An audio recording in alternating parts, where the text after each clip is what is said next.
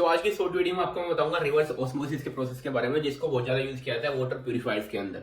ठीक है, और वाटर प्यूरिफायर्स को हम जानते हैं आजकल आरओ के नाम से है। तो समझेंगे यहाँ पे कि आरओ का प्रोसेस क्या रहता है। तो इसको समझने से पहले हम यहाँ पे सिंपल जो ऑस्मोसिस है उसको समझेंगे कि ऑस्मोसिस क्या होता है।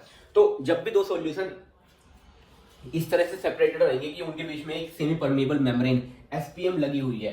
ठीक है, अब ये जो एसपीएम है, सेमी परमेबल मेम्ब्रेन है, इसकी एक प्रॉपर्टी होती है कि इससे जो सॉल्वेंट के छोटे मॉलिक्यूल्स हैं वो तो पास थ्रू हो पाते हैं, लेकिन जो सोल्यूट या फिर बड़ी बड़ी इंप्योरिटीज जो होती है वो इससे पास थ्रू नहीं हो पाती है, क्योंकि इसका पोर साइज बहुत छोटा होता है और वो यहाँ पर रुक जाते हैं। ठीक है, तो दो सॉल्यूशन यहाँ पर रखे हुए और उनके बीच में एक एसपीएम लगी हुई है।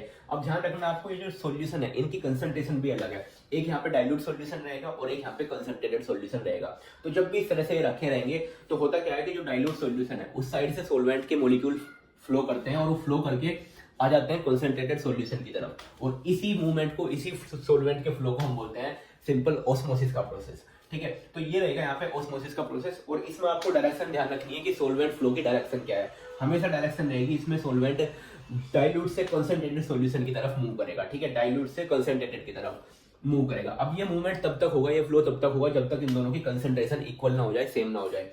लेकिन अगर मैं इस ऑस्मोसिस के प्रोसेस को पहले ही रोकना चाहता हूँ तो मैं क्या करूंगा, यहाँ पे जो जिस साइड ये सॉल्वेंट आ रहा है उस साइड में यहाँ पे एक एक्सटर्नल प्रेशर अप्लाई करता हूँ, और जब वो प्रेशर इतना हो जाएगा कि ये सॉल्वेंट का फ्लो रुक जाए, मतलब ऑस्मोसिस का प्रोसेस रुक जाए, उस एक्सटर्नल प्रेशर को मैं यहाँ पे बोलता हूँ ऑस्मोटिक प्रेशर, जो कि रिप्रेजेंट करते हैं हम पाई से। ठीक है, तो वो है, तो ऑस्मोटिक प्रेशर क्या है, वो मिनिमम प्रेशर जो कि ऑस्मोसिस के फ्लो को रोक दे या फिर सॉल्वेंट के फ्लो को रोक दे। ठीक है, तो ये कंसेप्ट रहता है यहाँ पे ऑस्मोसिस का और ऑस्मोटिक प्रेशर का। अब आपको समझ में आएगा यहाँ पे कि आरओ क्या होता है, रिवर्स ऑस्मोसिस क्या होता है। ठीक है, तो ये जो एक्सटर्नल प्रेशर मैं अप्लाई कर रहा हूँ, अगर मैं इसको बढ़ाऊं और बढ़ा के ऑस्मोटिक प्रेशर से भी ज्यादा करता हूँ तो होगा क्या कि ये जो सॉल्वेंट फ्लो की डायरेक्शन है वही यहाँ पे चेंज हो जाएगी, और इस बार सॉल्वेंट कंसंट्रेटेड से डाइल्यूट की तरफ मूव करने लगता है। ठीक है, कंसंट्रेटेड से डाइल्यूट की तरफ मूव करने लगेगा और इसकी जो डायरेक्शन थी वो पहले से रिवर्स हो जाएगी। ठीक है, तो इसीलिए हम इसको बोलते हैं रिवर्स ऑस्मोसिस आरओ।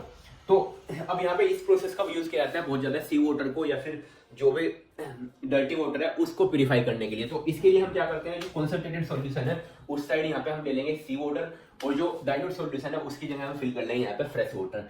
तो जब भी इस तरह से ये रहेगा और यहाँ पे हम जो एक्सटर्नल प्रेशर जब इस पर अप्लाई करेंगे और वो ऑस्मोटिक प्रेशर से ज्यादा हो जाएगा, तो होगा क्या कि ये जो सी वाटर है, मतलब कंसंट्रेटेड सॉल्यूशन मान के चलो उसको, उस साइड से सॉल्वेंट का फ्लो स्टार्ट होगा और वो फ्लो करके फ्रेश वाटर की तरफ मूव कर जाएगा, जिसको हम यहाँ से रिसीव कर सकते हैं। ठीक है, और जो भी इंप्योरिटीज या आयंस रहेंगे वो यहाँ पे पास थ्रू नहीं हो पाएंगे, वो यहाँ पर रुक जाएंगे, और इस तरह से हम यहाँ पे फ्रेश वाटर रिसीव कर सकते हैं और सी वाटर को हम प्यूरिफाई कर सकते हैं। तो ये सिंपल प्रोसेस रहता है यहाँ पे रिवर्स ऑस्मोसिस का।